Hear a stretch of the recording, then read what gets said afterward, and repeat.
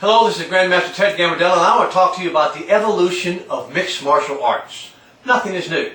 I've been practicing and teaching martial arts for 48 years, and during that time, I've seen a lot of big changes happen in the world of combat sports or street fighting.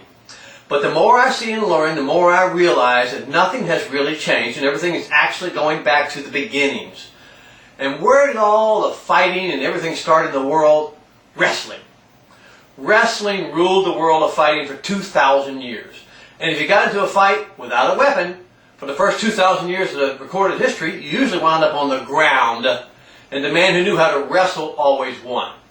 If you knew how to take someone down and break their neck, their arms, their legs, or choke them out, you won 99% of the fights you were in, or any of the fights in the whole world. Wrestling ruled the world for 2,000 plus years. But it was never really taught as a system in schools or classes, and it never really caught on as a big-time business. But it ruled the world, and it wasn't stopped from being king until the advent of the sport of boxing. Boxing came along and ruled the American fight scene inside and outside the ring for the next 150 years. The good boxer could beat up anyone in the street. And if you didn't know basic boxing skills, you didn't really have much of a chance against a good boxer.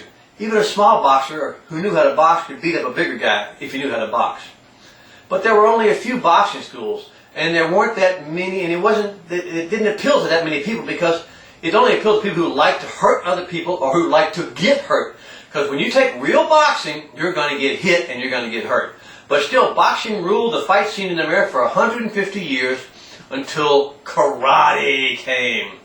Everything dramatically changed with the arrival of karate in America in the 1960s.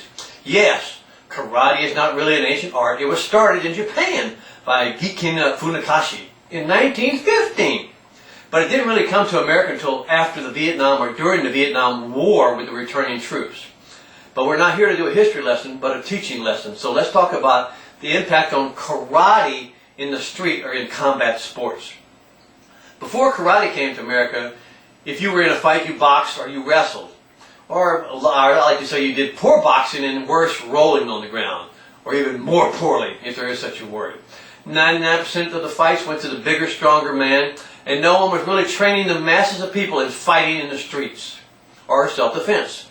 But karate changed all that, and now for the first time, with a lot of hard training, and it used to be really hard to take karate classes back when I started, not like a lot of the dance dojos that you see right now. The karate guy just simply had a distinct advantage. And what was that advantage? Boom! Kicking. I remember my first few fights in the schools and in outside fights, and they were not very pretty. It was really bad boxing and even worse, rotten rolling. But then I learned how to kick. And baby, the next time I fought a bad guy, and I never started the fights, when they squared off, boom, they found my foot right in their face, and they went to sleep. They had no chance to block it because they didn't know what was coming, and certainly no defense against a good kick. It was like a weapon from outer space. No one had ever seen a kicker, much less had tried to block the kicks. You won almost every fight you were in if you trained hard because you did something that they did not expect and something that actually worked and that no one had ever seen or had any defense against at all. So karate ruled for about 25 years. But then most people boxers learned that you can block these kicks with some basic techniques and stuff and sort of equalize the kicks. And so what changed, the next thing that came on was full contact karate or full contact kickboxing, Muay Thai type of boxing. Things had gone stale in the fight world, but with full contact karate came in, now the great kickers, bam, were also great punchers. And so we've gone back to punching and kicking and changed the sport again. And that ruled America and the fight scene in the world and the country for about another 25 years. But then about 15 years ago, 20 years ago, in the 1990s, something came along called Brazilian Jiu-Jitsu, or the UFC. And it became because of people called the Gracies came into America and started running the ad saying, I'll give you $100,000 to fight anybody in the street with no rules. And they won all the fights. They beat everybody that showed up to fight them. It was easy as taking candy from a baby, or it was as easy as beating up a boxer who had no idea you were going to kick you. Now the great boxers and the kickers found themselves on the ground. And more importantly, when they found themselves on the ground, the man that was on top of them knew how to finish them. He knew exactly what to do to break their arms or put them to sleep.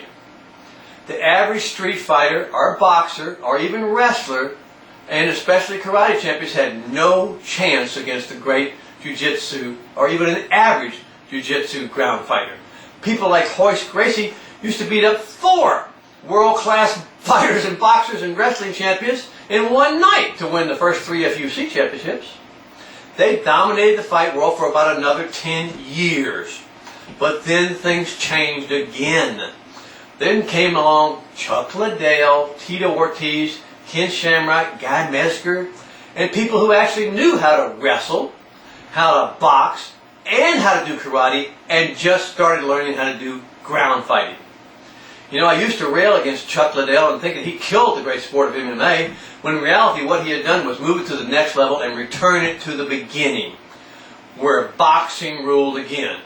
If you know how to block kicks, you don't get hurt with a kick. If you know how to stop a takedown, you don't get taken down. And if you do get taken down, if you know how to get up, you don't get beat on the ground. So what has actually happened in the UFC world is that once again, boxing has returned to rule the world and to rule the ring. Let me point out something for you. It takes 10 years to learn to be a good or great karate player. It takes 10 years to learn to be a great boxer. It takes 10 years to learn to be a great jiu-jitsu player. So the time frame is greatly increased. You just can't show up and be a great MMA fighter. If you want to be a great combat fighter, you have to learn all those systems. But here's the point. Nothing has really changed in the fight world. In fact, everything has returned to the beginning. This is Grandmaster Gambardella. I'll see you next time.